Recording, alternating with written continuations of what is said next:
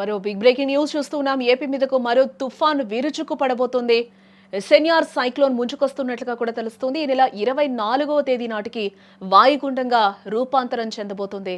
ఈ నెల 26 నుంచి కూడా ఏపీలో వర్షాలకు ఛాన్స్ ఉండే అవకాశం కూడా కనిపిస్తుంది. రాయలసీమ ఇటు కోస్తాలపై కూడా ఈ ప్రభావం కనిపించబోతోంది. భారీ వర్షాలు కురుస్తాయని కూడా అంచనా వేస్తున్నారు వాతావరణ శాఖ అధికారులు. తెలంగాణపై కూడా ఈ తుఫాన్ ప్రభావం ఉండే ఛాన్స్ అయితే కనిపిస్తుందని చెప్తూ ఉన్నారు. మొంతా తుఫాన్ నష్టం ఇంకా తీరనే లేదు. తడిసిన పంటలు ఆరనే లేదు. రైతుల కన్నీటి దారులు ఎండనే లేదు. ఇంతలోనే ఏపీకి మరో వర్షగండం వెంటాడుతోంది. మరో తుఫాను ముప్పు పొంచి ఉందని వాతావరణ శాఖ వెల్లడించింది.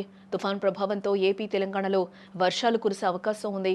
తుఫాన్కు యునైటెడ్ అరబ్ ఎమిరేట్స్ సెనియార్గా నామకరణం చేయగా అతనిని ఐఎండీ అధికారికంగా ప్రకటించాల్సి ఉంది. అలాగే ప్రస్తుతం నెలకొన్న ఉపరితల ఆవర్తనం ఈ నెల 24వ తేదీ కల్లా కూడా వాయుగుండంగా మారి దక్షిణ బంగాళాఖాతంలోకి ప్రవేశించనుంది. ఈ తదుపరి 48 గంటల్లో పశ్చిమ వాయువ్యంగా పయనించే క్రమంలో తుఫానుగా మారి నైరుతి బంగాళాఖాతంలో ప్రవేశించి ఆంధ్రప్రదేశ్ తీరం వైపు రానుందని కూడా భారత వాతావరణ శాఖ చెప్తూ ఉంది. ఈ ప్రభావంతో ఏపీతో పాటు తెలంగాణలో ప్రభావం చూపనున్నట్లుగా తెలుస్తోంది. రెండు తెలుగు రాష్ట్రాల్లోనూ పలు ప్రాంతాల్లో భారీ వర్షాలు కురవనున్నట్లుగా తెలుస్తోంది. అలాగే తుఫాన్ ప్రభావంతో ఏపీలో 26 నుంచి 29 వరకు కూడా భారీ వర్షాలు కురిసే అవకాశం ఉన్నట్లు వాతావరణ శాఖ హెచ్చరిస్తూ ఉంది.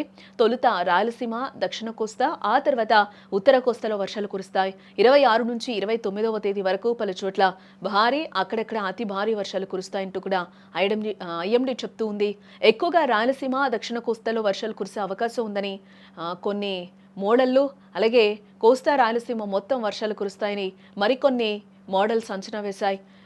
29న నెల్లూరు నుంచి కృష్ణా జిల్లా, రాయలసీమలోని అనేక జిల్లాల్లో భారీ నుంచి అతి భారీ వర్షాలు కురుస్తాయని వెల్లడించారు. ఇటు తుఫాన్ కాకినాడ, మచిలీపట్నం మధ్య తీరం దాటే అవకాశం ఉన్నట్లు కూడా చెప్తూ ఉన్నారు. ఆంధ్రప్రదేశ్ రాష్ట్రానికి మరో తుఫాన్ ముప్పు పొంచి ఉంది. బంగాళాఖాతంలో ఏర్పడుతున్న వాతావరణ మార్పులతో సెనియార్ పేరిట కొత్త సైక్లోన్ దూసుకొస్తూ ఉంది. తుఫాన్ గమనాన్ని బట్టి రాబోయే రోజుల్లో వర్షాల తీవ్రత పెరిగే అవకాశం ఉన్నట్లు కూడా సమాచారం. కోస్తా, రాయలసీమ జిల్లాల రైతులు మరియు లోతట్టు ప్రాంతాల ప్రజలు కూడా అప్రమత్తంగా ఉండాలంటూ కూడా సూచనలు అందుతూ ఉన్నాయి. మత్స్యకారులు సముద్రంలోకి వెళ్లే విషయంలో అధికారులు తదుపరి హెచ్చరికలను గమనించాలని కూడా వాతావరణ శాఖ అధికారులు హెచ్చరిస్తూ ఉన్నారు.